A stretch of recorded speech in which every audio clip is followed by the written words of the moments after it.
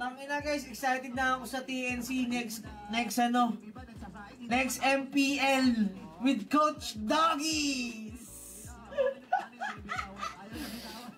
Wala tol, dito kaya nila i-buyout si Kyle TC, guys.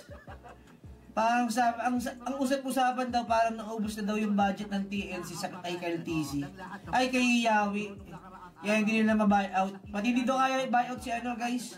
Akala ko nung una kaya nila i-buyout si Kyrie pero tol hindi. Hindi nila kaya i-buyout si Kyrie. Ang buyout ni Kyrie guys nasa 25M tol.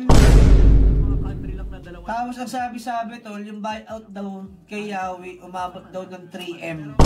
So after ng buyout na nun, parang di na yata nila kaya mag-buyout na iba pang superstar. So parang ang mangyayari lang dyan, si Yawi lang yung pinaka all-star nila doon, pinaka superstar. Tapos yung the rest, parang ano na lang din tol, normal na player lang.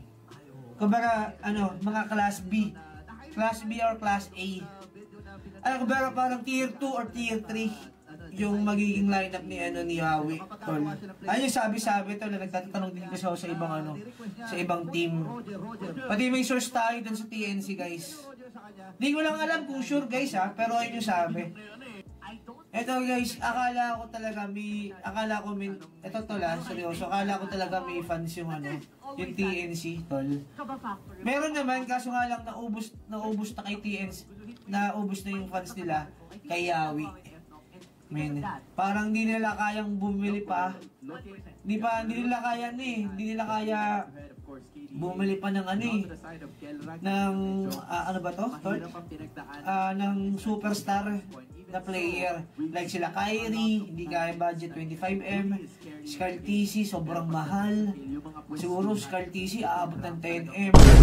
Tapos si Kyrie 25M tol. Tapos si Kyle TC yata nasa 5M yung worth. Parang hindi nakakayanin ng TNC yung budget. Pati ito guys ang iniisip ko lang, total nakapag-buyout sila worth 3.2 million men. Maghahabol yan sa sponsor tol. Kailangan nila makahanap ng sponsor tol na malaki-laki para makabalik tol.